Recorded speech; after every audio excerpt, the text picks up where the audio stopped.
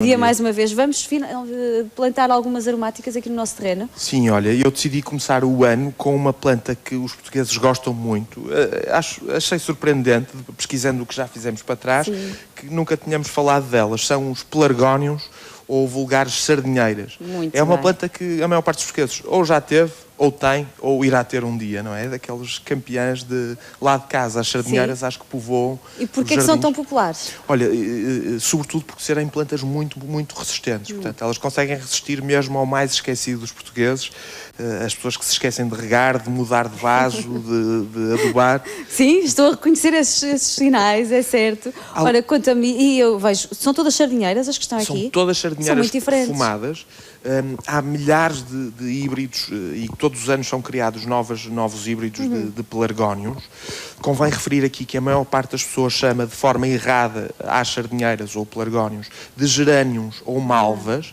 De facto, os pelargónios pertencem à família dos gerânios, mas são um género completamente diferente. Portanto, lá em casa, para se começarem a referir a estas plantas de forma correta, devem-lhes chamar-lhes o vulgar nome que lhes damos, que são de sardinheiras, neste caso sardinheiras de cheiro, ou então, mais corretamente, de pelargónios, está bem? Apesar de ser um nome que não é muito vulgar ainda, corrente no mercado, é muito importante que as pessoas comecem a chamar os nomes certos às plantas. Certo. Luís, e elas servem apenas para decorar o nosso jardim ou podemos efetivamente usá-las também no nosso dia-a-dia, na culinária? Sim, olha, nós temos uma ideia minimalista das sardinheiras ou pelargónios. Achamos que são essencialmente plantas decorativas, até porque elas têm múltiplas formas das folhas, dão florações muito abundantes, mas de facto estas plantas podem também ser utilizadas como qualquer outra planta aromática. Claro. Quer seja como condimentar, algumas destas plantas podem ser usadas, por exemplo, para fazer xaropes, compotas, para adoçar um leite creme. As flores são comestíveis, as flores da maior parte dos pelargónios são absolutamente comestíveis. Uma coisa que eu gosto muito de recomendar é cristalizar as flores com um açúcar em ponto ou clara de ovo batida em castelo.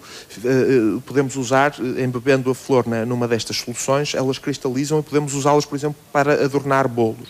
Mas uma das características que eu mais gosto dos pelargónios é o facto de serem uma das plantas mais repelentes que podemos utilizar no jardim para insetos que podem provocar, enfim, sintomas de pragas nas nossas plantas. De facto, plantar pelargónios à volta da nossa horta pode ser uma solução muito interessante em agricultura biológica para manter as pragas afastadas. Até porque muitos deles, olha como este aqui, o pelargónio limão, tem cheiros muito agressivos, muito intensos. Este cheira a limão, aqui o odoratíssimo cheira a cânfora, este cheira a rosas, este também, o rádula, tem um cheiro muito forte a rosas.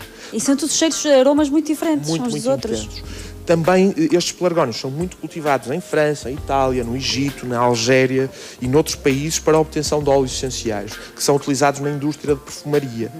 Como propriedades medicinais, estas plantas são essencialmente digestivas e antissépticas e algumas delas podem ser anti-inflamatórias. Portanto, podemos fazer chá com elas também. Convém identificar corretamente qual é a espécie que vamos utilizar, que nem todas têm as mesmas propriedades medicinais. Está bem? Portanto, é importante recorrer a um bom viveirista que as mantenha bem identificadas para sabermos exatamente, depois recorrendo a um bom manual, quais as melhores propriedades medicinais destas plantas. Muito bem. Vamos então proceder à plantação das sardinheiras? Vamos levá-las para ali.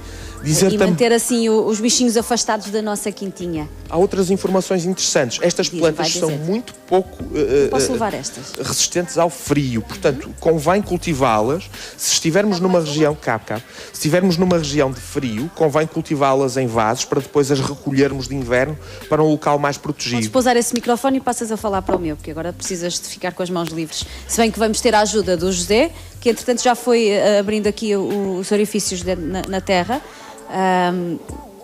Isto tem alguma regra, Luís? Vamos passar, se calhar, para este lado. Estou bem aqui, eu não estou a calcar nada, ainda não cultivamos deste lado. Ainda não cultivamos deste lado. Nós vamos tentar, o José vai escolher agora os mais altos, as variedades mais altas para plantar. Uma vez que nós abordamos a horta dali para cá, vamos tentar plantar as plantas mais altas daqui e as mais baixas lá no fundo.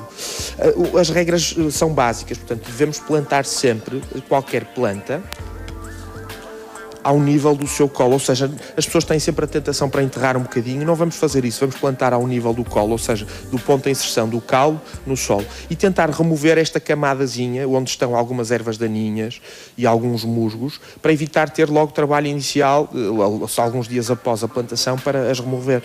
Quando as raízes estão muito desenvolvidas, soltá-las um pouco plantar. Isso é uma regra básica para todos, não é? É soltar um bocadinho as raízes. Pronto. Nós aqui vamos ter uma pequena coleção com 9 espécies diferentes, todas elas com características comuns. São essencialmente bons repelentes de insetos, picadores, insetos que poderão provocar-nos estragos nas nossas belíssimas favas e ervilhas e cebolos já aqui plantado. Portanto, vamos fazer aqui uma linha a intercalar a horta e depois continuaremos a horta posteriormente.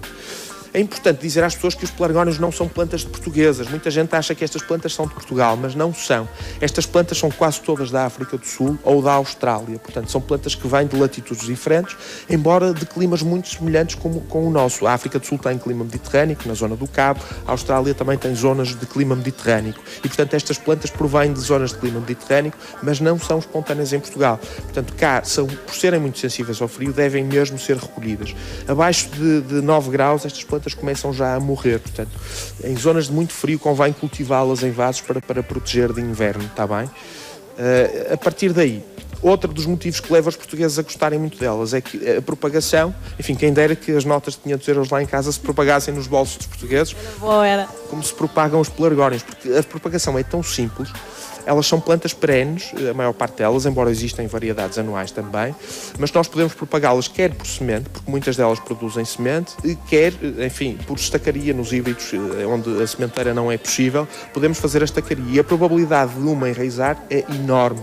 E isso é um dos motivos que leva também muitos dos portugueses a gostarem delas, para além da forma espetacular que normalmente assumem, dos aromas e da floração abundante e duradoura ao longo do tempo.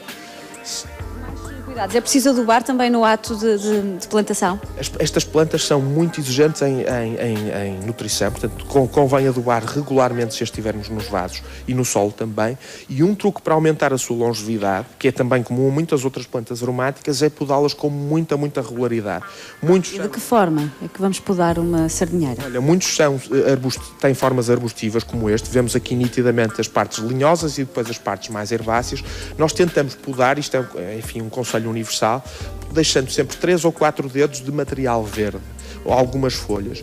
Mesmo que a planta fique muito feia, porque fica na ocasião, convém relembrar que ao removermos este material vamos sempre estimular as partes mais velhas da planta a rebentar novamente. Portanto, é como se estivéssemos a perpetuá-la no fundo. A ausência de poda provoca arbustos muito altos que começam a ficar despidos na base e depois ficam muito feios e acabam por falecer muito mais precocemente do que seria de esperar.